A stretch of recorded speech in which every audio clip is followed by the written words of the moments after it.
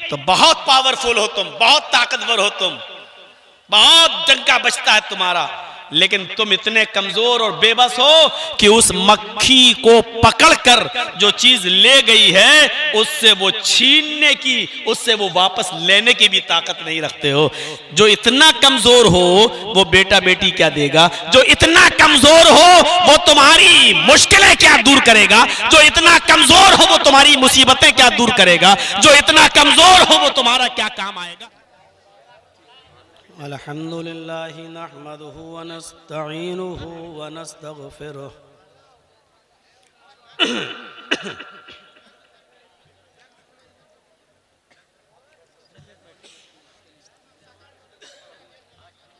व नऊज़ु बिल्लाहि मिन शुरूरि अनफुसिना व मिन सय्यिआति अअमालिना।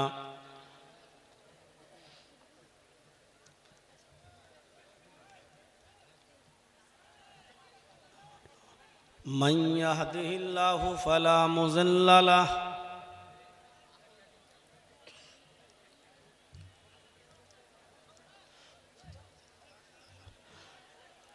व मन युद्लिल्हु फला हादिय लह।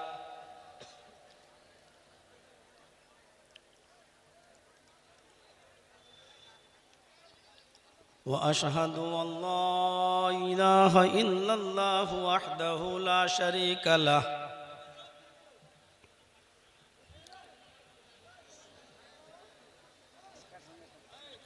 व अशहदु अन्न मुहम्मदन अब्दुहु व रसूलुहु।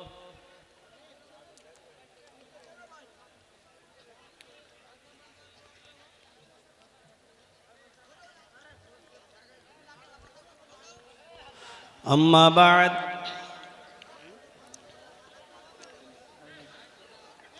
फ़इन्न खैरल हदीस किताबुल्लाह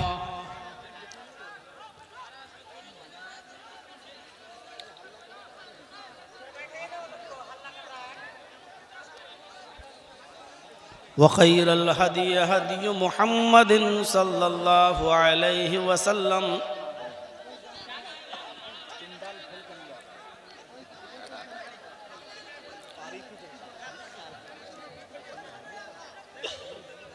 व शर्रुल उमूरि मुहदसातुहा व कुल्लु मुहदसतिन बिदअह।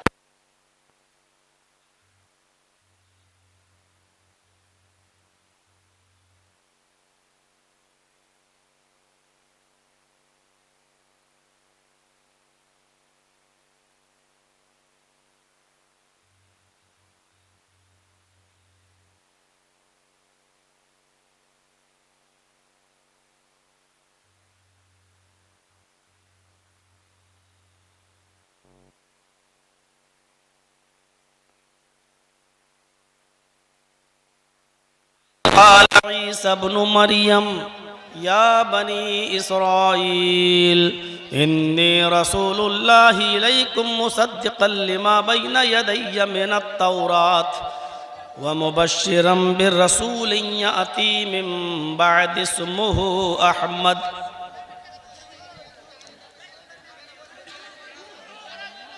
रब्बि इश्रह ली सदरी व यस्सिर ली अमरी वहलुल उक़दतम मिन लिसानी यफ़क़हू क़ौली।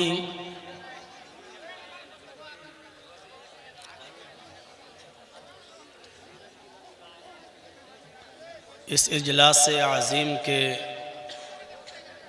सदर मोहतरम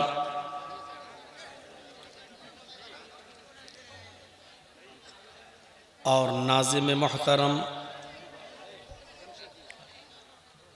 स्टेज पर बैठे हुए मुअक्कर उलमाए किराम,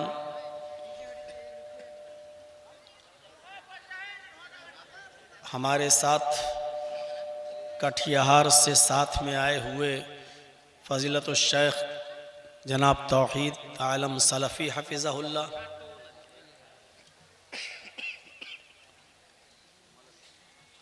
इस इलाके के जो श्रीनगर कहलाता है, डिस्ट्रिक्ट पूर्णिया,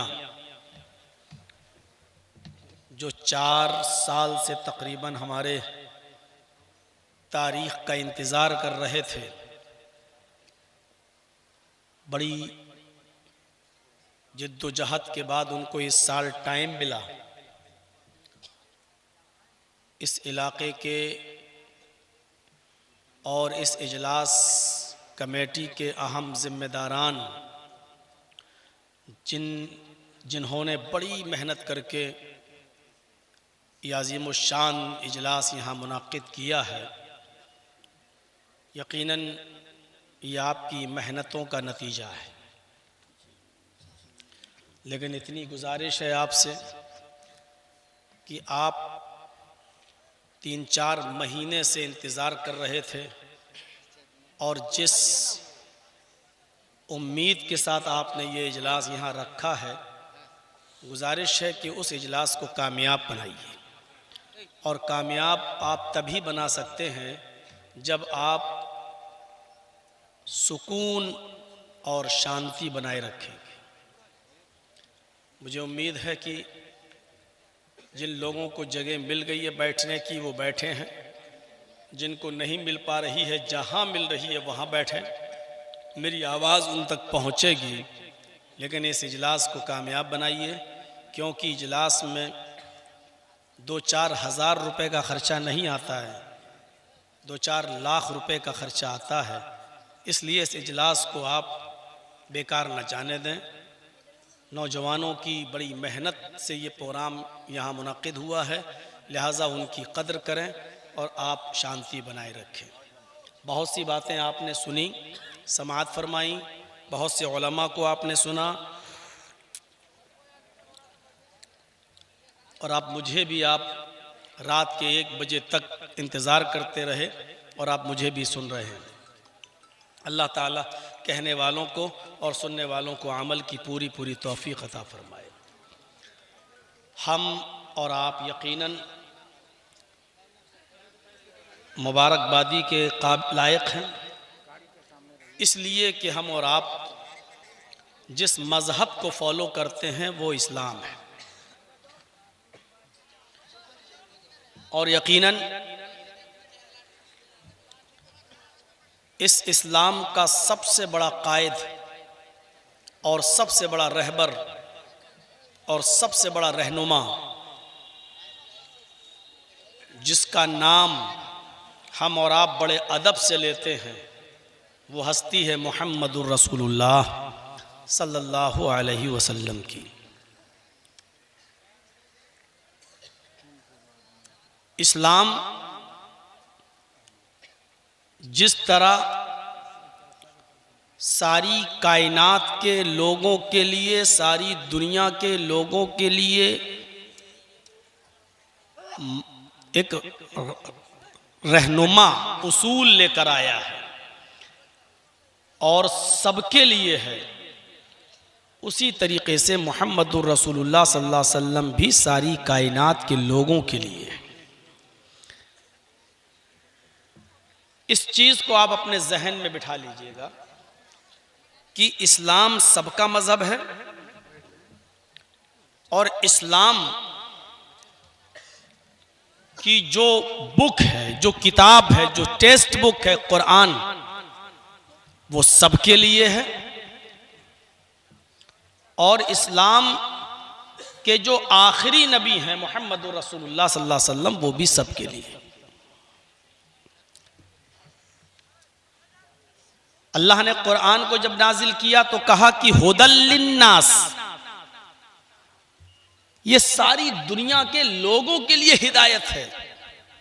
और जब उसने मुहम्मदुर रसूलुल्लाह को नबी बनाकर भेजा तो कहा वमा अरसलनाका इल्ला रहमतल लिल आलमीन, हमने मुहम्मदुर रसूलुल्लाह सल्लल्लाहु अलैहि वसल्लम को आपको ऐ नबी सारे जहान के लिए रहमत बनाकर भेजा। नबी अकरम से पहले जो रसूल आए वो एक खास कौम, एक खास कबीले, एक खास खित्ते के लिए आया करते थे। लेकिन मुहम्मदुर रसूलुल्लाह सल्लल्लाहु अलैहि वसल्लम किसी खास कौम के लिए नहीं, खास कबीले के लिए नहीं, किसी खास इलाके के लिए नहीं, बल्कि सारी कायनात के लिए आए। और एक चीज और जहन में रखिएगा, मेरी कई तकरीरों में आप सुन सकते हैं, कई तकरीरों में आप सुन सकते हैं कि इस्लाम ये कोई नया दीन नहीं है। आदम अलैहिस्सलाम से लेकर मुहम्मदुर रसूलुल्लाह सल्लल्लाहु अलैहि वसल्लम तक जितने भी नबी आए, सारे नबी इसी इस्लाम को लेकर आए। सवाल यह पैदा होता है कि जब आदम से लेकर मोहम्मद तक सारे नबियों का दीन यही था, तो फिर नए नबी को भेजने की जरूरत क्या थी? जब ईसा का दीन यही था, मूसा का दीन यही था, नूह का दीन यही था, इब्राहिम का दीन यही था, जब सारे नबियों का दीन ये था, तो उसी दीन को चलना था। तो फिर उन नबियों के बाद दूसरा नबी, फिर उसके बाद दूसरा नबी, फिर उसके बाद दूसरा नबी, कमोबेश 1 लाख सवा लाख पैगंबरों को फिर क्यों भेजा? तो उसका सीधा सा जवाब यह है कि नबी ने अपनी जिंदगी में इस्लाम की दावत दी, लेकिन उस नबी के इस दुनिया से रुखसत हो जाने के बाद लोगों ने दीन में जब गड़बड़ी पैदा की और ओरिजिनलिटी में डुप्लीकेट शामिल किया, तो असली मजहब की, असली दीन की शक्ल को बाकी रखने के लिए अल्लाह तबारक व तआला नबियों को भेजता रहा, पैगंबरों को भेजता रहा। जब जब बिगाड़ पैदा हुआ, तब तब नबी इस दुनिया में आए। श्रीमद् भागवत गीता का 4था अध्याय है, उसका मंत्र आपके सामने पढ़ता हूं। यदा यदा ही धर्मस्य ग्लानिर्भवति भारत। इस मंत्र के अंदर यही कहा गया, कृष्ण जी अर्जुन से कह रहे हैं कि हाय अर्जुन, मैं पहला ऋषि पैगंबर अवतार नहीं हूं और आखिरी भी नहीं हूं। यदा यदा ही धर्मस्य ग्लानिर्भवति भारत। जब जब धर्म में बिगाड़ पैदा होगा, जब जब धर्म की हानि होगी, अधर्म की वृद्धि होगी, अधर्म परवान चढ़ेगा, लादीनियत फैलेगी, उस जमाने में मैं अवतार ग्रहण करूंगा, यानी उस जमाने में मैं आऊंगा। जब भी धर्म में बिगाड़ पैदा होगा, तो जब जब धर्म में बिगाड़ हुआ, अल्लाह ताला नबी को भेजता रहा और हर उम्मत के अंदर एक रसूल उसने भेजा है, एक सचेत करने वाला, एक डराने वाला भेजा है। कुरान साक्षी है, कुरान गवाह है इस बात पर। वलक़द बअसना फी कुल्लि उम्मतिन रसूलन अन अअबुदुल्लाह। और हमने हर उम्मत के अंदर एक रसूल भेजा। वलक़द बअसना फी कुल्लि उम्मतिन रसूलन। हमने हर समूह के अंदर, हर जाति के अंदर, हर बिरादरी के अंदर, हर कौम के अंदर हमने एक रसूल भेजा, एक ऋषि भेजा, एक पैगंबर भेजा, एक एलची भेजा, एक दूत भेजा, एक प्रॉफिट भेजा, एक मैसेंजर भेजा। उस प्रॉफिट की, उस मैसेंजर की, उस एलची की, उस कासिद की दावत, उसका न्योता ये था, उसकी दावत ये थी, अनअबुदुल्लाह, लोगों एक अल्लाह की इबादत करो। हर कौम में एक नबी आया और उसकी दावत क्या थी? एक अल्लाह की इबादत करो। वलिकुल्लि कौमिन हाद।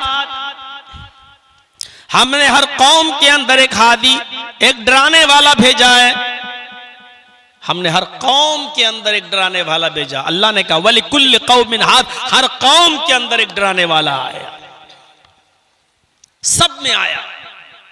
कोई ये कह नहीं सकता कि हमारे पास अल्लाह का कोई नबी नहीं आया। हर कौम के अंदर अल्लाह ने नबी भेजा, हर कौम के अंदर अल्लाह ने रसूल भेजा। और उस रसूल की दावत यही थी, अनअबुदुल्लाह, एक अल्लाह की इबादत करो। यही वजह है मेरे भाइयों कि दुनिया में कोई एक भी धर्म ऐसा नहीं है जो एक अल्लाह की इबादत को मना करता हो या एक अल्लाह की इबादत का इनकार करता हो। शिर्क है वो तो मुसलमानों में भी है, लेकिन एक अल्लाह की इबादत का इनकार कोई नहीं कर सका।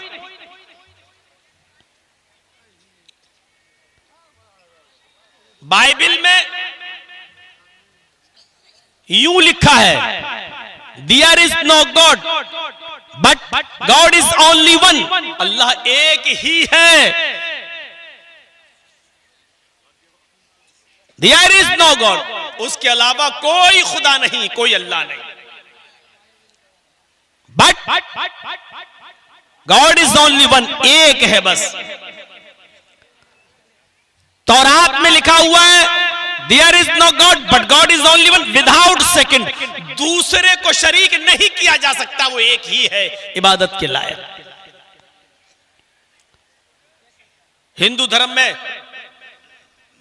आपने बराबर सुना होगा हमारी तकरीरों में, एकम ब्रह्मा द्वितीय नास्ते निनास्ते किंचन। यही वो ब्रह्म सूत्र है जो हिंदू धर्म की जान है। एक ही ब्रह्मांड का रचयिता और रचनाकार है। इस नीले जगत का स्वामी एक है, इस ब्रह्मांड का रचयिता और रचनाकार एक है, इस दुनिया का बनाने वाला क्रिएटर ऑफ यूनिवर्स, इस दुनिया का खालिक के कायनात एक है। एकम ब्रह्मा द्वितीय नास्ते, दूसरा नहीं है, ने हरगिज नहीं है, ना कतई नहीं है, किंचन जरा सा भी नहीं है। इस दुनिया का ब्रह्मांड का बनाने वाला एक ही है, दूसरा नहीं है, बिल्कुल नहीं है, कतई नहीं है, हरगिज नहीं है, जरा सा भी नहीं है। कितना जोरदार अंदाज में खंडन किया गया है। ऋग्वेद भूमिका में लिखा हुआ है, प्रेम करने वाली पत्नी का एक ही पति होता है। प्रेम करने वाली पत्नी का, सच्ची पत्नी का एक ही पति होता है। जिसके कई पति होते हैं वो पत्नी नहीं कहलाती, वेश्या कहलाती है, तवाइफ कहलाती है। ये ऋग्वेद भूमिका में लिखा हुआ है, प्रेम करने वाली पत्नी का एक ही पति होता है। जिसके बहुत से पति हों वो वेश्या समान है, यानी वो तवाइफ है, वो जानिया और बदचलन औरत है। इसी तरीके से सच्चे भक्त का एक ही ईश्वर है, एक ही अल्लाह, एक ही खुदा है। बहुत से खुदाओं को मानने वाला वेश्या समान है, तवाइफों की तरह है। जिस तरह तवाइफ एक आदमी पर शांति हासिल नहीं करती है, कई मर्दों से सुकून पाती है, ऐसे ही वेश्या समान मर्द एक अल्लाह को काफी नहीं समझता है। उसके भी कई खुदा होते हैं। जो कई खुदाओं को पूछता हो, कई खुदाओं को मानता हो, वो वेश्या समान है। यह ऋग्वेद भूमिका में लिखा हुआ।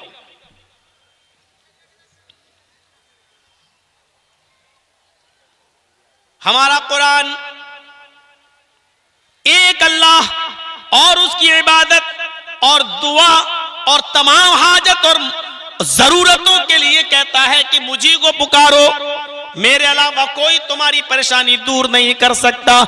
इन्नल्लज़ीना तदऊना मिन दूनिल्लाहि लन यख़्लुक़ू ज़ुबाबन वला यज्तमऊ लहू व इन यसलुबहुमुज़ ज़ुबाबु शैअन ला यस्तनक़िज़ूहु मिनहु ज़अफ़त तालिब वल मतलूब।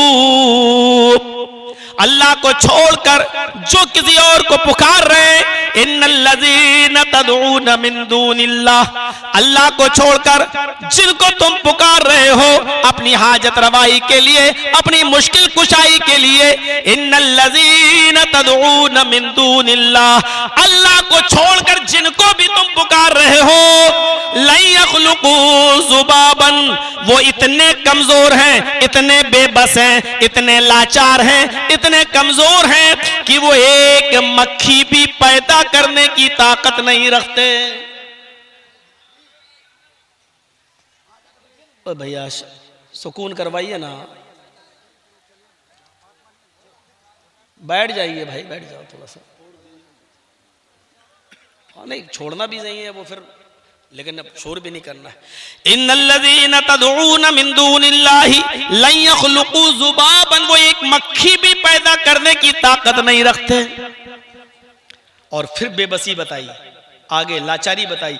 मक्खी तो बहुत बड़ी चीज हो गई, उसको पैदा करके जान डालना पड़ेगा जो किसी के बस में नहीं है। मक्खी तो पैदा करना बहुत बड़ी बात हो गई। व इन यस्लुबहुमु ज़ुबाबु शैअन, अगर मक्खी थोड़ी सी कोई चीज लेकर चली जाए, तुम्हारे घर में हलवा बना है, हलवे में मक्खी बैठ गई, थोड़ा सा लेके उड़ गई, मक्खी कितना ले जाएगी? मक्खी कितना ले जा सकती है? थोड़ा सा, मच्छर के सर के बराबर। इतनी सी चीज भी अगर मक्खी तुम्हारी ले गई तो बहुत पावरफुल हो तुम, बहुत ताकतवर हो तुम, बहुत डंका बचता है तुम्हारा। लेकिन तुम इतने कमजोर और बेबस हो कि उस मक्खी को पकड़कर जो चीज ले गई है उससे वो छीनने की, उससे वो वापस लेने की भी ताकत नहीं रखते हो। जो इतना कमजोर हो वो बेटा बेटी क्या देगा? जो इतना कमजोर हो वो तुम्हारी मुश्किलें क्या दूर करेगा? जो इतना कमजोर हो वो तुम्हारी मुसीबतें क्या दूर करेगा? जो इतना कमजोर हो वो तुम्हारा क्या काम आएगा? जो मक्खी से कोई चीज जो ले गई उससे छीन भी ना सकता हो, वापस भी ना कर सकता हो, वो ले नहीं सकता हो, वो तुम्हें क्या नुकसान पहुंचाएगा? लोग कहते हैं अरे तुमने ये कह दिया, अब डरो। अरे जो मक्खी से एक छोटी सी चीज ना छीन सके, वापस लेने की ताकत नहीं रखता, वो तुम्हें नुकसान पहुंचाएगा। अल्लाह ने कहां पहुंचा दिया? अल्लाह ने कहा ज़ऊफ़त तालिब वल मतलूब, मांगने वाला भी कमजोर, जिससे मांग रहा है वो भी कमजोर। मांगने वाला भी कमजोर और जिससे मांग रहा वो भी कमजोर। कमजोर कमजोर के पास जा रहा है, बेबस बेबस के पास जा रहा है, लाचार लाचार के पास जा रहा है, जरूरतमंद के पास जा रहा है, और साफ कह दूं भिखारी भिखारी के पास जा रहा है। तो ये तौहीद बताई अल्लाह ने। दुनिया में कोई धर्म, कोई मजहब ऐसा नहीं है जिसने एक अल्लाह की इबादत का इनकार किया हो। एक अल्लाह की इबादत का इनकार कोई धर्म नहीं करता। न तस्य प्रतिमा अस्त, उसकी कोई प्रतिमा नहीं है, उसकी कोई मूर्ति नहीं है। ऋग्वेद में लिखा है अल्लाह ईश्वर की कोई मूर्ति नहीं है, कोई प्रतिमा नहीं है। फिर भी आप जाइए और देखेंगे मूर्ति पूजा होती है। हमारे यहां लिखा है देने और लेने वाला अल्लाह, लेकिन इसके बावजूद आप चले जाइए हजारों, हर शहर में कोई ना कोई ऐसी जगह आपको मिल जाएगी जहां चादरें चल रही होंगी, जहां फूल चल रहे होंगे। कोई आदमी ये ना कहे कि हम किसी एक को टारगेट कर रहे हैं। नहीं, अगर आपके यहां ये कमी है तो हमारे यहां पर भी कमियां हैं। मेरे भाइयों, कमियां दोनों तरफ हैं, दोनों तरफ से दूर होनी चाहिए। न तस्य प्रतिमा, उस ईश्वर की कोई प्रतिमा नहीं है, कोई मूर्ति नहीं है। इसी को अल्लाह ने कहा लैसा कमिस्लिही शैउन, अल्लाह के मिसल कोई चीज नहीं है, अल्लाह की तरह कोई चीज नहीं है। अल्लाह की कोई शक्ल बना ही नहीं सकता, अल्लाह की कोई सूरत हो ही नहीं सकती, अल्लाह की कोई तस्वीर है ही नहीं। और अगर कमजोर ईमान वाले मुसलमानों को अल्लाह की शक्ल पता चल जाए ना, तो उसकी मूर्ति भी बना के मस्जिदों में रख देंगे।